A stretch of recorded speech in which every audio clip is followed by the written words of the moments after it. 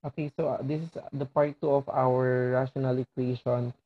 So sa part 1, diniscuss natin ang rational equation that consists of two terms, one on the left and one on the right. So in this video, we will be discussing how to solve rational equation that consists of three terms. Okay, so tandaan na hindi na nag-a-apply yung cross multiplication pag tatlo na yung terms na meron sa ating rational equation. So pagka ganito, ano na pong gagawin namin, sir? Simply get the LCD.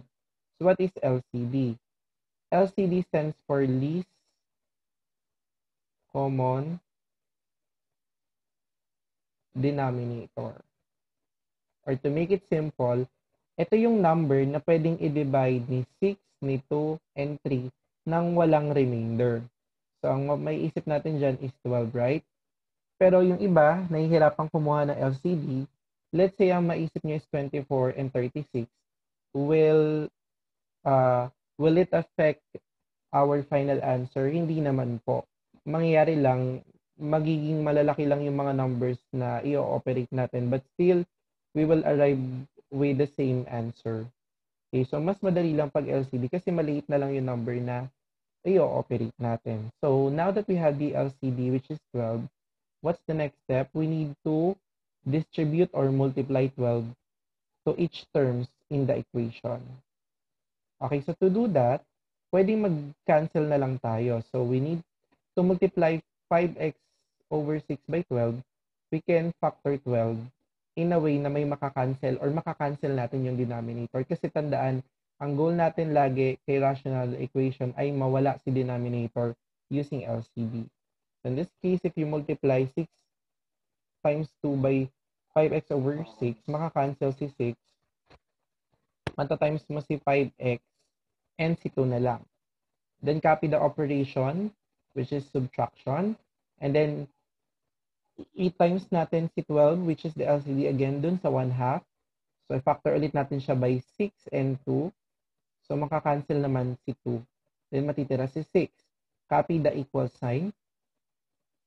Then, in this case, si 12, if-factor natin na kung saan yung 3 naman yung makakancel. So, the factors of 12 na may 3 is 3 times 4. So, cancel si 3. This will leave you 4. And then 4 times the numerator, that is just 4. Okay, now, we need to simplify. So, i-multiply lang natin yung 5x and 2. That's 10x. Minus 6 equals 4. Then, ilipat natin yung negative 6 sa kabila. Magiging positive 4 plus positive 6. Then, 10x is equal to 10. Divide both sides by 10. X is equal to 1. So therefore, this equation has one solution, which is 1. So it means that the rational equation is true if x is equal to 1. If other than 1, this equation will not be true. Okay? So let's have another example. So this time we have 4 terms. Now we have 2 on the left side and we have 2 terms on the right side. So to easily get the LCD of this, since we have 3, which is a whole number, gawin na lang natin siyang rational expression. Lagyan mo lang ng 1 para na siyang rational number. Tama? Ngayon, we have to get the LCD of 3, 1, 2, and 6. So I think it's 12, since 12 can be divided by 6, divided by 2, divided by 1, divided by 3 without remainder. Okay? So ganun ulit, we will multiply 12 in all the terms that we have in the equation. So mangyayari, factor natin si 12 by 4 times 3. So mangyayari, makakancel si 3. Si 4 na lang ang matitira at ita-times natin kay x. So 4x plus, again, we need to factor 12. I think hindi na pwedeng i-factor si 12 or hindi na kailangan i-factor si 12 pagdating kay 3 kasi 1 naman yung denominator niya. Anong gagawin natin dito? We simply multiply 12 by 3 directly. So 12 times 3 is 36. Then 12 times 1/2, 12 of 1/2, nasolve na natin siya kanina, is 6, right? Kasi 6 times 2. Then minus, copy the operation. Then factor natin si 12 na may makakancel si 6. Cancel mo lang. So this will become 2 and then x. Now decide, di ba meron ka lang 4x plus 36 equal to 6 minus 2x. Okay, between negative 2x and 4x, sino mag-a-adjust? Ang mag-a-adjust yung negative 2x. So ililipat mo siya sa kabila, magiging plus na siya. Then si positive 36 will be transposed on the other side of the equation, magiging negative 36. This will become 6x. 6 minus 36 is negative 30. Divide both sides by 6. Then x is equal to negative 5. So the solution of this equation is negative 5. So this equation is true if and only if x is equal to negative 5.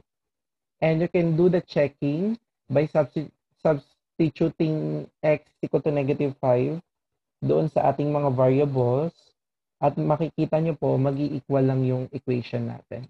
Okay?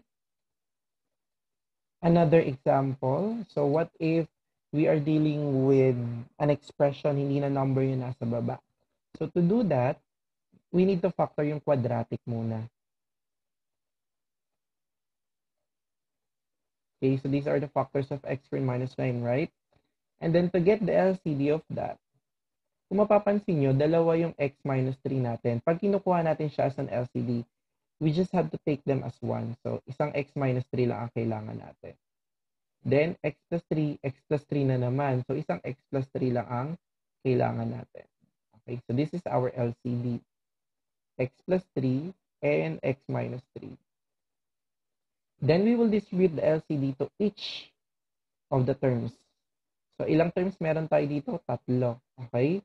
So, i-times natin siya. Pag tinimes natin, ano makakancel? Yung plus 3 o yung minus 3? Yung makakancel yung plus 3.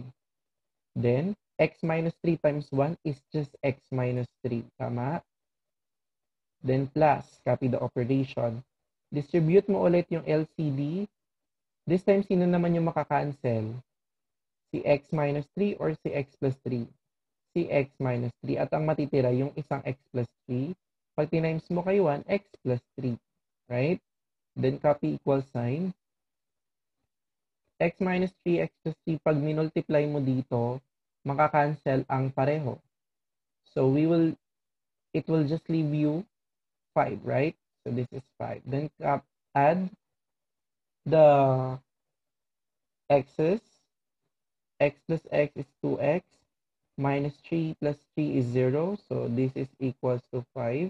Kasi makakancel na yung minus 3 and plus 3. Divide both sides by 2. X is equal to 5 over 2. So this is the solution to this equation. Okay? Easy, right? All right, another example. We have n over 3 plus 5n over 2 is equal to 2. So simply put over 1. If you're not used to using the variable n, you can replace it with x. Since most of the time we use the variable x. But some books, they use different letters or different variables to represent the unknown. So if you're not comfortable with n, you can use x. All right, so I just brought back the over 1. So the LCD of 3, 2, and 1 is what? 6. Very good. Okay. Then distribute 6. This will become 3 times 2. Cancel si 3, right? 2 times n, that's 2n. Copy the operation. Again, distribute 6 to 5n over 2. Ang makakancel naman si 2. Ang matitira yung 3. So 3 times 5n. Right? Then, 6 times 2 over 1. Since 1 naman yung denominator, ito times mo lang si 6 kay 2. So this is 12. Then, simplify this one. 2n plus 15n is equal to 12. 2n plus 15n, that's 17n, is equal to 12. Then, divide both sides by 17. Therefore, n is equal to 12 over 17. You don't have to verify all the time your final answer. Just make sure that all your works are correct, all your processes are correct. So that your final answer is also correct. Kasi alam mong tama yung proseso mo. You don't need to verify or substitute all the time. Okay? So I think this is the fifth example. So what if we have this denominator, which is a combination of a number and a letter? So let's start with the number. What do you think is the LCD of 3? The LCD of 3 is 3, right? Then we have x and another x. Again, to get the LCD of an expression, tapos para siyang dinuplicate kasi pareho lang naman, isa lang yung ika-copy natin. So, x lang. Okay? So, our LCD is 3x. Then, distribute the LCD to all terms. Makancel lang si x. 3 times 5 is 15. Copy the subtraction sign. 3x times 1 over 3. Ang makakancel si 3. Kaya magiging minus x lang siya. And then 3x times 1 over x. Ang makakancel si x. Kaya magiging 3 times 1, which is 3. And then, in this case, dahil minus x, pwedeng siya yung mag-adjust at ilipat mo sa kabilang side of the equation. Hindi lang conventional sa atin na madalas, di ba madalas nasa kaliwa si x, x is equal to something. Pero pwede rin naman nating ilagay yung x sa kabilang part of the equation. So, 15, ilipat mo si 3, magiging minus 3 is equal to, lipat mo si x, magiging positive x na siya. So, 15 minus 3 is 12 is equal to x. So, 12 is equal to x, or we can rewrite this as x is equal to 12. They are just the same. Okay? Yun nga lang, mas conventional or mas familiar tayo kay x is equal to 12 kumpara kay 12 is equal to x. Okay? So, last example, I believe. So, almost the same example. 2 ang ating number na LCD, and then may dalawang x, isa lang ang kokopyahin mo. Okay. Distribute the LCD. So this will become x will be cancelled. 2 times 3 is 6. Copy the operation. 2x times 1 half. Cancel si 2. Magiging x. 2x times 12 over x. Si x ang maka-cancel. So 12 times 2 is 24. In this case, minus x na naman. So ang mag-a-adjust si minus x. Diba? Ilipat natin sa kabilang side of the equation. So si 24, ilipat din natin sa kabila. Magsi-switch lang sila. So minus 24 is equal to positive x na. So 6 minus 24 is negative 18.